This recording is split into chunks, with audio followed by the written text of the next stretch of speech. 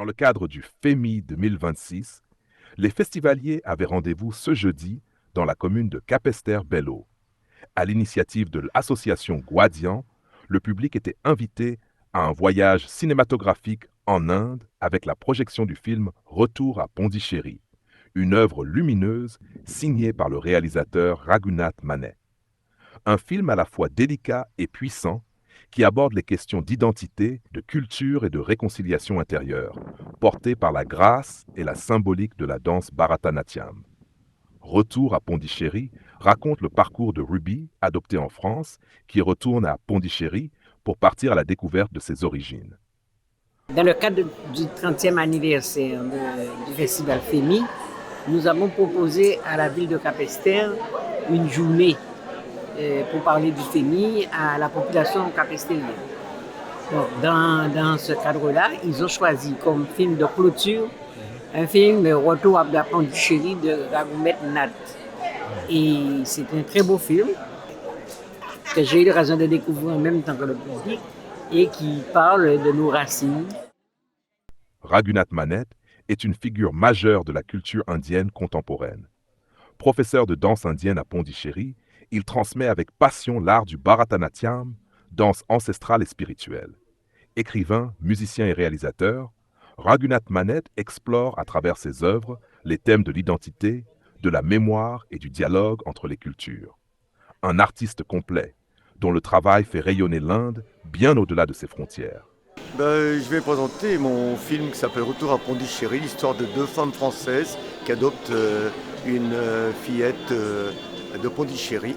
Et comme elle n'arrive pas à s'intégrer dans la société française, on la ramène à ses 20 ans pour qu'elle retrouve d'où elle est partie, c'est-à-dire son orphelinat. Sur la route, ils vont rencontrer un artiste comme moi qui va lui parler de karma, dharma, de Shiva, de la danse, de la musique. Elle ne comprend rien, donc elle est élevée d'une façon très très binaire. Par contre, elle s'intéresse à la danse et à la musique. L'idée, est-ce que l'art pourrait apporter une identité culturelle? Aujourd'hui, on parle d'immigration n'importe où. Jusqu'à quel point quelqu'un de n'importe quelle origine qui est dans une société française, elle est française à combien de pourcents? Elle est française combien de pourcents d'Indiens, combien de pourcents américaines, combien de pourcents guadeloupéennes? Je ne sais pas. Donc on a besoin quelque part de sa culture d'origine pour mieux s'intégrer dans la société. Donc pour moi, c'est comme dit Rousseau, un homme est un animal culturel. C'est comme un orphelin qui, s'il ne sait pas d'où il vient, il va se perdre dans la société. Donc on a besoin de connaître nos cultures. Surtout aujourd'hui, on est pluriculturel. Donc il faut explorer toutes les cultures pour mieux s'ouvrir. Et là, s'intégrer effectivement dans la société où on vit. Je souhaite un bon film.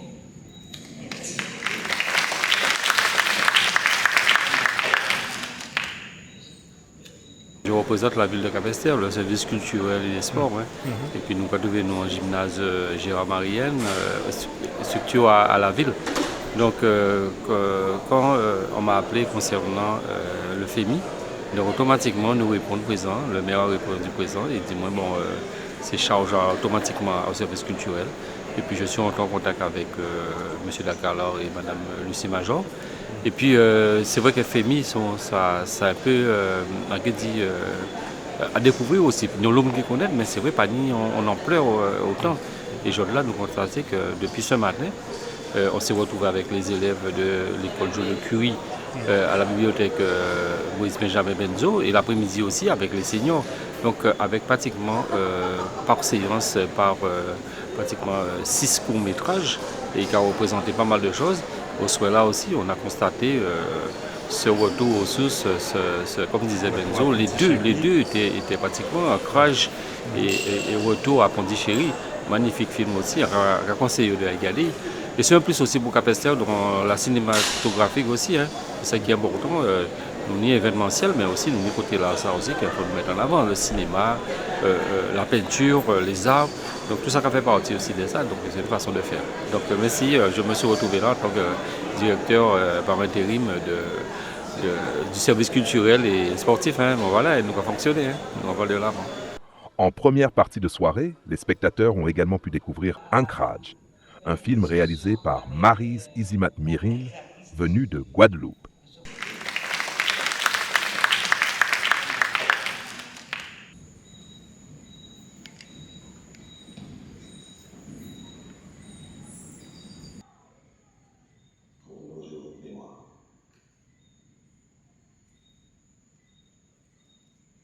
faites.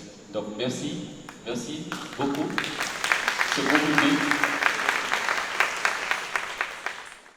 Devant un public particulièrement attentif, les danseuses de l'Association culturelle indo-guadeloupéenne ont offert une démonstration pleine de grâce.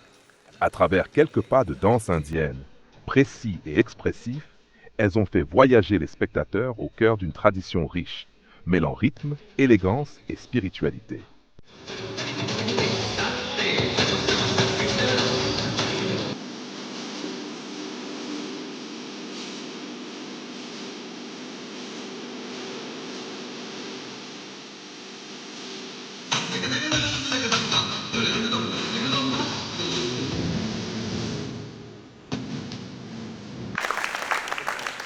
Nous les remercions.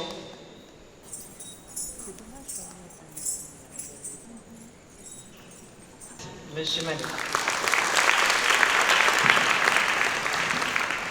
Voilà, bonsoir à tout le monde. Merci d'être venus si nombreux parce que ça fait vraiment chaud au cœur. Et donc je vous laisse regarder le film et à votre disposition sur des questions à poser après. Donc, merci et puis bon film.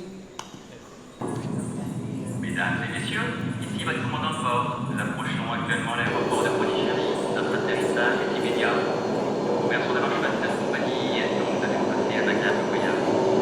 Et vous souhaitons un excellent séjour à Pondichéry.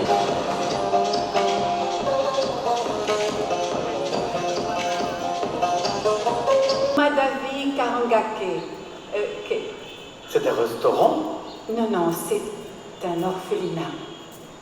ou David Karangal. Oui, c'est ça. Et c'est pas très loin. Oui. C'est à 2 kilomètres. Ah, c'est formidable, merci. Excusez-moi, je suis indiscrète, mais je vous trouve très beau. Que faites-vous? Je suis danseur et musicien, voilà. On adore la danse indienne. Je ne fais ni la danse indienne, ni la danse française. J'ai fait ce qu'on appelle la grande danse classique, le Bharatanatyam. Alors, nous avons eu l'occasion de voir ce film en projection privée à Cannes. Quelles ont été les retombées depuis? Je pense que c'est pas, je dirais pas, je me sers de cette fille indienne. Je pense que ça s'applique pour n'importe qui, c'est universel. C'est-à-dire quelqu'un qui immigre aux États-Unis après 20 ans, est-ce qu'il est plus américain, plus son origine, d'où il est parti? Toutes ces questions se posent aujourd'hui. Encore pire dans la génération, 3 générations après. Comme ici, il y a une génération qui est arrivée en 1848, la première génération de Pondichéry, quand il a aboli l'esclavage. Aujourd'hui, 3 générations après, les gens recherchent leur origine. C'est ça qui est intéressant. Pourquoi ils devraient rechercher l'origine? Ils ne connaissent rien. Mais si, parce que les cellules en parlent. Donc voilà, donc ils ont besoin de connaître d'où ils sont partis. Dieu oubliera. Le shivaïsme, c'est une philosophie après Saiva Siddhanta. On dit Agatinalgu ou Gatinteriyo. C'est une soirée formidable, une soirée de retour aux sources. J'ai beaucoup aimé le film de retour à Pondichéry et tout ça. Moi, je connais l'Afrique, je suis déjà allé plusieurs fois en Afrique, mais moi je veux connaître aussi l'Inde parce que tout ça, ce sont des entités. Ces peuples qui, comme il disait, c'est une philosophie, Shiva et tout ça, comme en Afrique. Nos ancêtres, il y avait cet amour de vivre, le bien-être, bien avec tout le monde, etc. C'est le respect de ça. Alors, quelle est votre approche avec cette population indo-guadeloupéenne? Je pense que je suis très aimé dans le sens que je respecte chaque être et je respecte dans sa pluralité, dans ses pluridisciplinarités, dans sa pluricivilisation. Et c'est ça qui m'intéresse en chacun de nous. Quand je vois quelqu'un, je dois enfermer même plusieurs choses en eux. Et ça, c'est ça qui est universel. Il faut aider les gens à devenir universels. Pour devenir universel, on n'est pas. Il faut conjuguer, intégrer d'où on vient. Et c'est ça qui est intéressant. Je pense que l'art est là pour permettre à faire cela. Que ce soit le cinéma, la danse ou la musique. Et comme moi, je fais tous ces métiers-là, je pense que j'ai envie de aussi leur montrer ces émotions. Comment est-ce que l'art peut nous aider à nous unir surtout vivre sans violence. Ce serait Dans notre terre aujourd'hui, il y a tellement de violence, tellement de morts pour rien, pour rien. Il faut sensibiliser des jeunes à la peinture, à la musique, à la danse, aux autres civilisations pour qu'on vive en paix.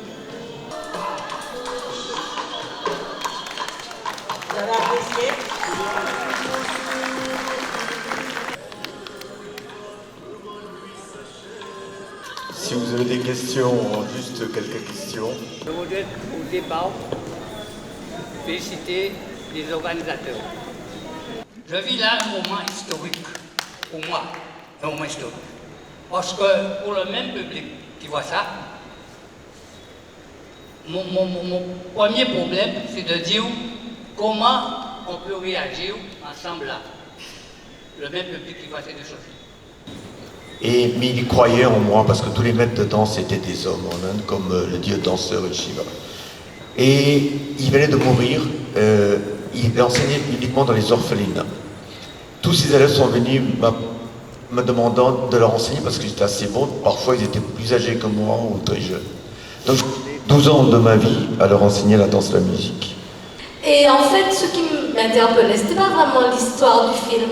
Je voulais les images de Pondichéry. Je ne connais pas Pondichéry. Je suis allée dans le nord de l'Inde et je ne connais pas Pondichéry. Et à plusieurs reprises, j'ai posé des questions à ma voisine, Rabat, parce que moi, je m'attendais à voir beaucoup de monde, comme on voit dans toutes les rues de l'Inde.